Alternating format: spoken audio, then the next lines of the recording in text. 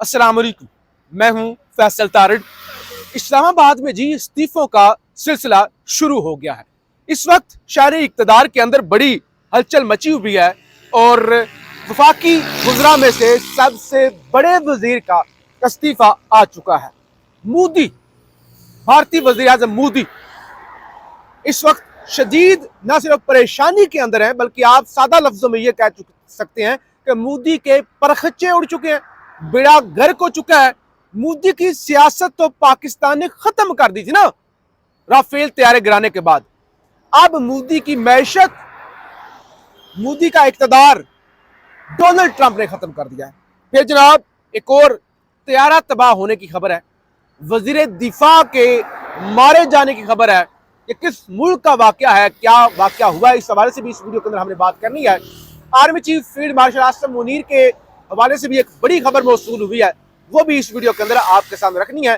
आपसे गुजारिश है कि हमारे इस नए चैनल को जरूर सब्सक्राइब करें। इस्लामाबाद में जी इस्तीफे अचानक, आज दिन को आपको बताया था कि इस्लामाबाद में एंकर जो हैं तलत हुसैन साहब, वो जो पीटीवी को सही करने के लिए आए थे और इल्जामात भी लगे थे कंसल्टेंसी की मद में उन्होंने करोड़ों रुपए की दिहाड़ी लगाई है, उन्होंने इस्तीफा दे दिया।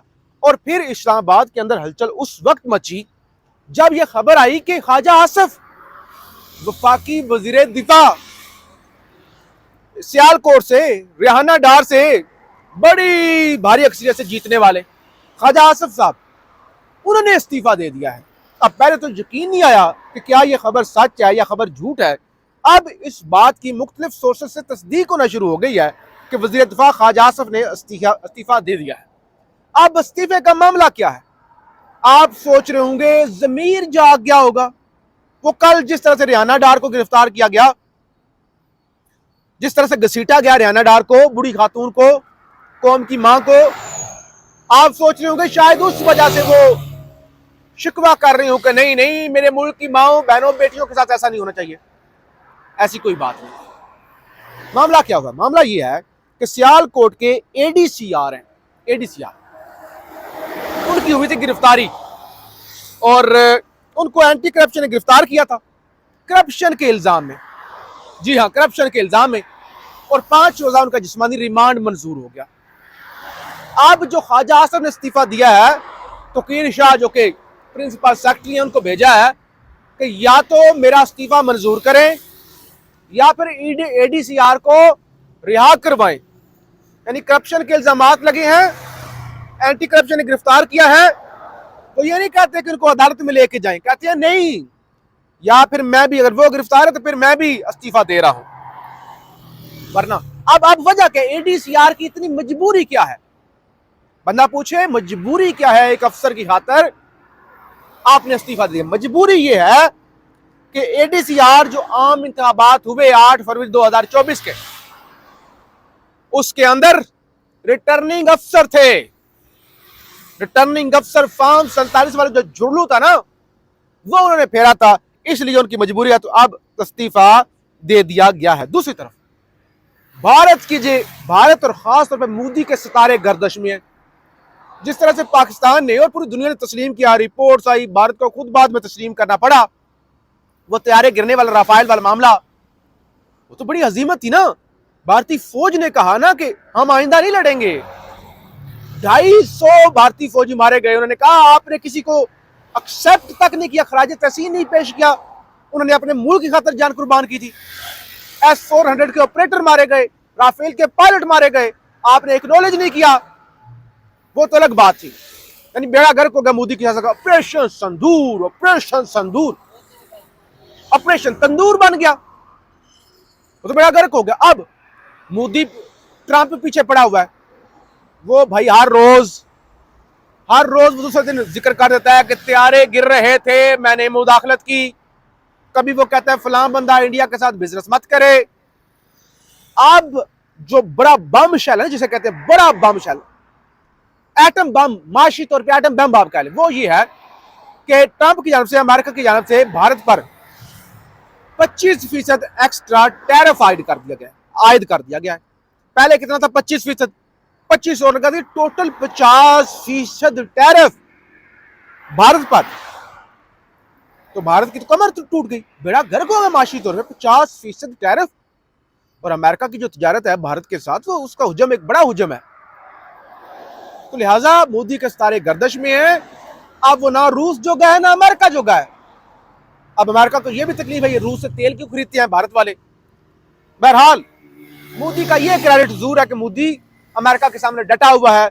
इस सिचुएशन के अंदर अगर पाकिस्तान होता तो फिर पता नहीं हम क्या करते। बहरहाल बड़ा अहम दौरा आर्मी चीफ का एक दफा फिर से, चंद हफ्ते पहले वो अमेरिका गए थे, उनकी बड़ी अच्छी मुलाकात हुई थी व्हाइट हाउस के अंदर डोनाल्ड ट्रंप के साथ। अब खबर यह, Pakistan army chief field marshal Asim Munir will be in the US to attend the CENTCOM change in command later this week. CENTCOM के अंदर, पेंटागन के अंदर आर्मी चीफ जाने जा रहे हैं, ये 1 महीने या 2 महीने का दूसरी दफा। तो ये अमेरिका का दौरा भी बड़ा अहम होने जा रहा है।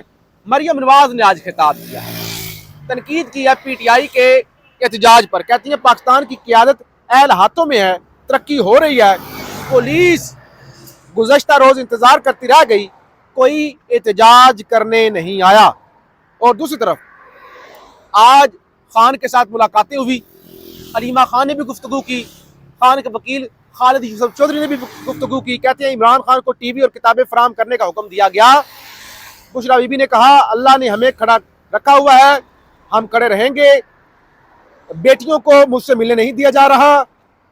इमरान खान ने आर पार्टी कॉन्फ्रेंस पर महमूद अचकजई, मुस्तफा नवाज खोखर को मुबारकबाद दी, जबकि अलीमा खान कहती हैं इमरान खान ने कहा कि इस फस्तायत का सामना करना आसान काम नहीं है, लेकिन कुर्बानी देनी पड़ती है। जिस तरह का जुल्म मेरे साथ कर रहे हैं, ये जुल्म कभी किसी आम कैदी के साथ भी नहीं हुआ। तो बहरहाल ये गुफ्तगू। अब जहाज कहां पे गिरा है, बड़ी अफसोसनाक खबर है। खबर यह है गानाज डिफेंस एंड एनवायरमेंट मिनिस्टर, यानी गाना अफ्रीका का एक मुल्क है, वहां के वजीर दिफा, ठीक है, वजीर दिफा और मौसमियात के, एनवायरमेंट के जो मिनिस्टर हैं वो मारे गए हैं। खबर यह Ghana's defence minister and environment minister have died in a military helicopter crash in the southern Ashanti region along with 3 other officials and 3 Air Force crew member। तो टोटल 8 के करीब लोग मारे गए हैं। ये अफसोसनाक वाकया गाना के अंदर पेश आया है। पेशावर हाई कोर्ट से उमर अयूब को जनाब रिलीफ मिला है।